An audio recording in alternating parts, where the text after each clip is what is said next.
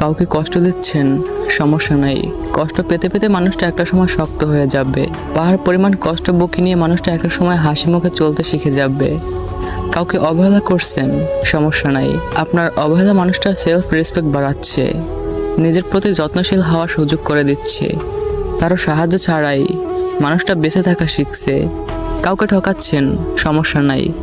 আপনি আসলে প্রমাণ করছেন ওই মানুষটা আপনার চেয়ে ভালো কাউকে ডিজার্ভ করে। নিজেকে সরিয়ে আপনি ওই মানুষটার লাইফে বেস্ট কাউকে আসার সুযোগ করে দিচ্ছেন।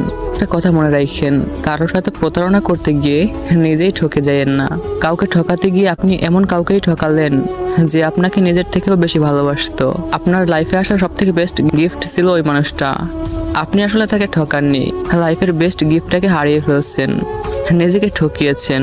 একটা কথা মনে রাখবেন, আপনি মানুষের সাথে যেমনটা করবেন ঘুরে ফিরে একদিন তেমনটা ঠিক আপনার সাথেও হবে।